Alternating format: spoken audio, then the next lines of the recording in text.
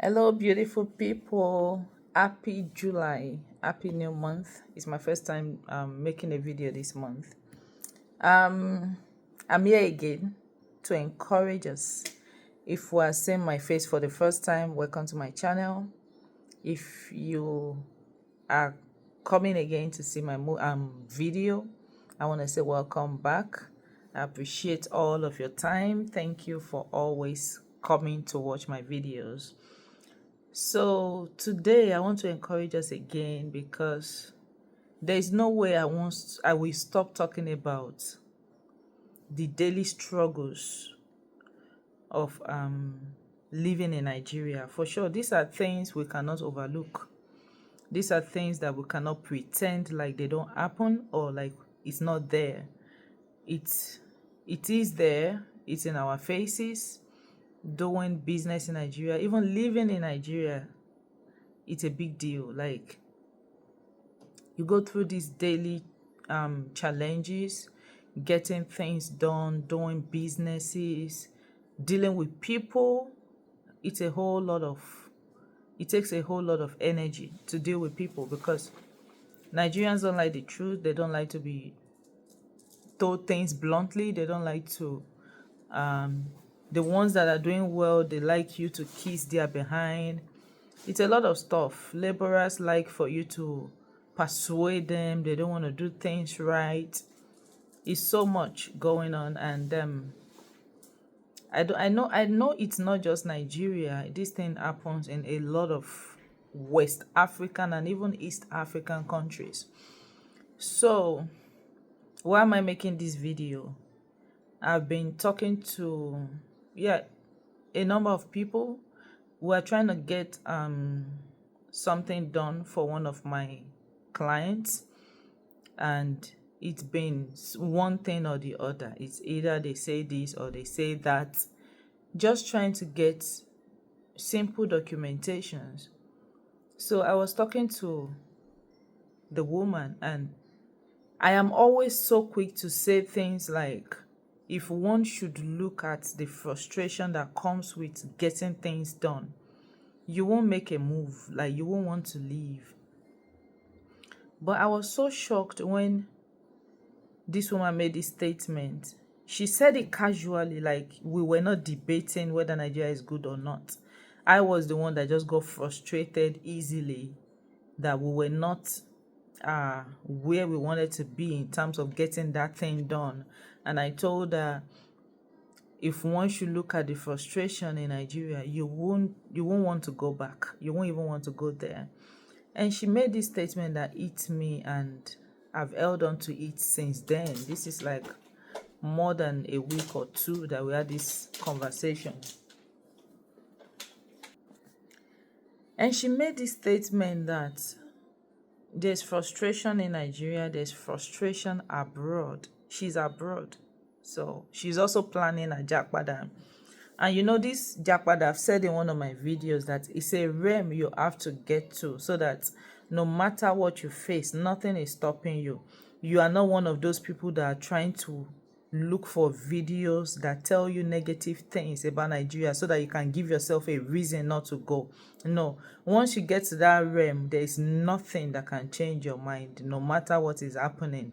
You are not looking for a reason not to go. You are looking for a reason to go. You are looking for something to boost your to increase your motivation. That's what you will always look for. So it's a realm. That's what I'm trying to say in essence.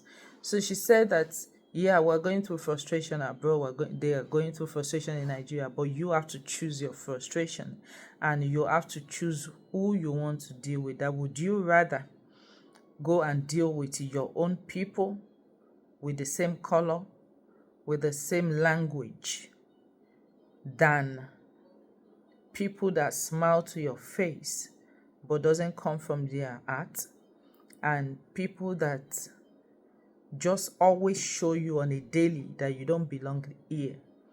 And which one would you rather? Which of the frustration would you rather choose? Is it the one that is subtle, that is in pretense, or people that are just physically dealing with you, not mental, not psychological, and all of that. Don't get me wrong, this is somebody that has, the reason this thing eats me was because this person has been abroad for over 20 years. All her children are gone. So, and I felt like if someone that has been here for 20, 25 years still feels like they don't belong, how much more me that have only spent 8 years? How much more you that you are in the corporate space and you're feeling like, if only I can try harder. I know there are a lot of black people in the big positions, but what is the ratio? We all know these things. Sometimes you merit something. Somebody that is not of your color will merit the same thing, but because of what you look like, they would rather pass it to the other person. These things happen like always. So I just, that thing just struck me that somebody that has been here for 20 something years still feeling like they don't belong. That is something. That is something. I can imagine how a help or a maid feels in the house where they are serving. They still always have this feeling like I don't belong here, even though the place they are serving is better than the house they brought them from. Now they feel like they are in a better place in terms of where they live, what they eat, the kind of clothes they might be putting on. But you cannot compare a child that lived with their parents in their own home, how comfortable or how loose, let me use that word, they will be compared to a child that was taken to another person's house to be raised by another person. There's always this feeling of I don't belong here. There's always this feeling of it's because I'm not part of them, that's why they treated me this way, even if that's the same feeling you would have gotten if you were in your own home. There is always a meaning we read to some treatment, as long as it is not meted to us in our space that we're supposed to be. So that's that. Another thing that statement gave me this week, I think that was on Monday or Tuesday. I was talking to my cement supplier. We needed cement in one of our locations. So they took the cement there and they started calling me. They needed to pay extra 80 naira per bag for offloading. I'm like, for what? Why? The place they were going to offload it is not too far from where the truck was. So why are they collecting 80 naira? So the woman was like, that's how they always do. That as long as the truck is not like right beside the store, they will collect their 80 naira. That even if you decide to go and call another offloader, that is the same price they will tell you, surprisingly, because they have an association. I was like, how will cement offloaders have association? Why?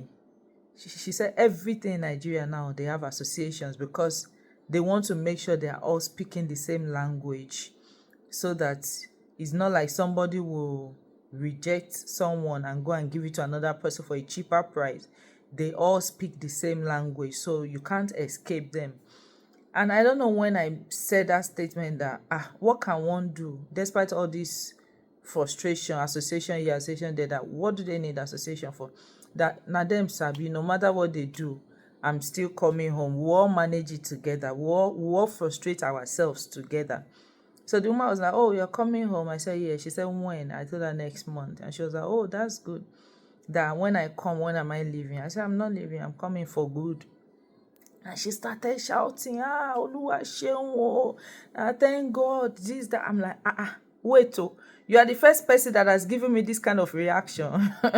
Since I've been telling people I was leaving, this is the first jubilation reaction I've gotten. That why? She now said she understands abroad that there's nothing there.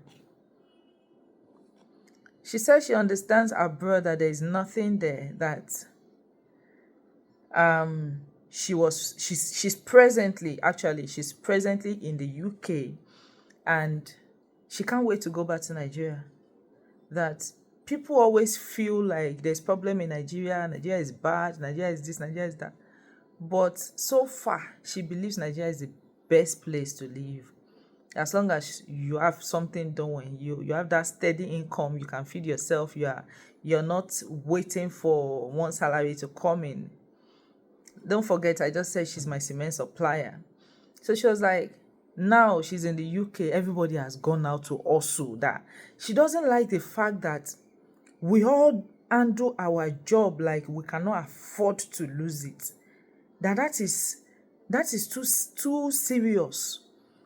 Everybody is just too serious. Now everybody is gone. You can't even say, oh, I have a guest, let me work less so that I could give my guest some attention. She said they've been gone. They just leave her all alone in the house, and all she does is just sit in front of the window, peep out and stuff. Sometimes she will take a walk, she will greet people, they will not even answer. A lot of people just look sad and frustrated. And for real, my partner has always pointed this thing out, that he hates the fact that you can't even tell people "Ekpelembe yen o." Like, there's something that thing does to you that you don't even know if people will answer you or not if you greet them. And next time you are unconsciously sliding into that attitude also, that because you feel like they won't answer you, you just go your own way. You don't even bother saying hello to people anymore. And that thing is a distressor in Nigeria, especially, where after a long day of work, it's not possible, you are tired. Like, I don't care how tired you are after you've been through a long traffic, especially in Lagos. If you're walking from your bus stop to your house, like trekking from your bus stop to your house, there is no way people will not say "Ekabo." That your strong face showing everybody that you are tired, they won't look at your face, they will still be greeting you, and you will have no choice but to be answering them. And before you know it, you are wearing a smile on that face. You're beginning to forget about the long day. All you just want to do is get home, shower, eat, and go to sleep. Like, you're not thinking about how stressful your day was. Even if you think about how you're gonna laugh on the bus, people just want to advertise their thing and stuff. Before you get home, you already forget about the bad boss, the long day, the thing.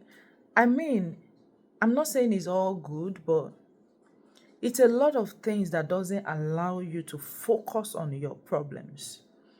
But yeah, the fact that everybody is doing their thing. A lot of husband and wife do not even get to see for more than 3 hours a day. Only if you have the same shift. Like, both of you leave in the morning, you come back in the afternoon. A lot of people, some will do morning shift, the other will do night shift. They don't get to see each other. They don't get to talk. It feels like you're still alone.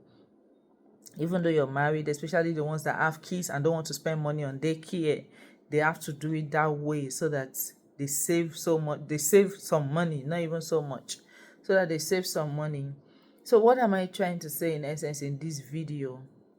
There's frustration everywhere, but choose your frustration. Which one would you rather choose? Like I said in my last video, that when we wanted to japa, like leave Nigeria, it's not like, okay, let me even assume that we knew or we did not know that there were problems in these places.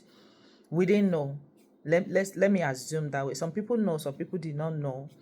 But truth is, nobody was digging to see what problems they have wherever you were traveling to. You were digging to see what opportunities you could get in wherever country you were going to. And you focused on these opportunities. You didn't care about the problems. You didn't care even if they had problems. You were focusing on what you wanted to focus on. And that brings me to choosing what to focus on about your jakpada. If you have decided you want to jakpada, you shouldn't be focusing on what is somebody saying, wanting to click on every negative clickbait you see. So there was a day I was driving, and every time I'm alone, especially when I'm driving, when I'm in the shower, when I'm just, it's a time for me to meditate, it's a time for me to listen to my inner man. And that thing just dropped in my spirit that, do you know you can be looking at something and not see that thing? And I asked questions like, how? And Holy Spirit just told me that, sometimes when you sit down, you're thinking and you're fixed, your eyes are fixed on someone, and the person will be doing like this, like to know whether you were actually looking at them. And they realize that the way they are moving sideways, you're not even seeing them move. That's when they realize you're not looking at them. It just looks like you're looking at them. But trust me, you might be looking at somebody in front of you and not see that person. And there might be a clock, the person, maybe another artwork on the wall. If all of them are lined up on the wall that you're faced, you will only see what you choose to see. I don't know if you understand me. You will only see what you choose to see on that one wall that you're faced. It means that if you cannot see an opportunity around you, even if your eyes are open, even if they bring it to your front, you will still not see it. And it is what you see you can grab. That's the fact. It's what you see you can grab. If you fail to see it, you will just be among the complainers. You will just be in the group of complainers. The same country, some people are complaining, this is terrible, this is horrible, this is hell, this is not livable. Some people are telling you, I can never move out of this country. It's a lot of opportunities in this country. That is because those people chose to see opportunities, while other people chose to see the errors. And whatever you choose to see, that's what you will attract. Even the Bible says that as much as we can comprehend, that's how much you will see. So as long as you can think, you can just use your brain. Every little thing you see, you're going to think about, how can I make this thing work for me? That's what's going to happen. In this country too, there are a lot of things that people are going to say in your ears, like it's a problem, it's this, don't do this, don't do that. Oh, they will get you at this point. I'll use myself as an example. People were telling me back then, when I just came newly, I came and my baby, I wasn't working. Of course, I was not expected to work. So I am, if anybody could remember, I talked about living in Wisconsin. I had a lot of white friends and stuff. So my friend was like, oh, why not apply for Medicaid? So once you apply for Medicaid, you can apply for food stamp and all of that. So I got the food stamp right from when I was in Wisconsin. Then when I moved to Georgia, a lot of Nigerians started saying, oh, you're not supposed to get food stamp. You that you're doing papers, this and that. That when you want to do your interview, it will be a problem. Don't do it. I just tell them, when I get to that bridge, I will cross it. As of now, I'm not working. We need it. It's not for me. It's for my child. And let's leave it at that. So if anybody tried to convince me that, oh, don't do it, it can mess up your papers, I just give them the straight answer. And guess what? When I went for my interview, the immigration officer actually asked me, are you on any benefit? And I asked her back, do you mean me or my child? Because we have a food stamp that carries my name as the head of household. And she told me, it's not for you, it's for your daughter, because you are not even qualified to get a food stamp. And that settled it. Until tomorrow, I tell people, if you get a food stamp, before you are not a citizen, you don't have a green card. It's not for you. It's for your child. What am I trying to say in essence? Some people do not even have the knowledge of what they're advising you about. A lot of all these content creators, they've not explored that country. What some of them just want is YouTube money, views. They've not even explored the country they're advising you about. They don't have the kind of information you need to better your life. They just give you the information they believe will sell for their own pocket, thereby depriving you of other things that you could have gotten. What am I saying in essence? If you know you've really gotten to that realm, it costs you nothing to just go and try. Everywhere is frustrating. Where you are is frustrating. Where you want to go is frustrating. Choose your frustration. Would you rather choose mental, or would you rather choose physical? That by the time you get home at night, after you finish driving, you bath, you eat, the day's frustration is over. It goes with the night. It doesn't wake up with you the next morning. That's how Nigeria frustration is, for real. It doesn't wake up with you the next morning. You have a frustration at the bank. You get it sorted out. You get your ATM card. That's gone. That day is gone. Unlike here, that a lot of frustration can linger for months, thereby causing you subtle depression little by little. And before you know it, you slide and you deteriorating gradually. And then you start realizing you're no more who you used to be. Some people were outgoing. Some people, they used to dress well. Some people were so spiritual. So you just realize that all of these daily struggles have taken a lot of you from you. How you dress, it has taken it from you. Some people, they just lose it. They be like, I beg, where are we going? I don't have to dress. I beg, where are we going? I don't have to buy clothes. I beg, who is looking at us? Is it in America? Even the Americans don't dress. You're deteriorating. If you were the type, if you're wearing like that, you're deteriorating. If you're the type that used to pray and now you just feel like, I beg you, the ones who be praying since, what has happened? You're deteriorating. It's little frustration that gets you there, and you just start developing interest in things that no longer matter. Vanity. You start chasing things that you can't even get. So I don't want to make this video too long. I wish you happy 4th of July. Tomorrow is 4th of July. Be careful. Yeah, it's good to go out and have fun, but please don't stay too long in places where there are too many crowds. We don't know what's going on. We don't know what's going to go on. But, I mean, let's stay safe. That's what matters the most. And I will see you on my next one. Kindly like, share, and comment. And thank you again. Bye.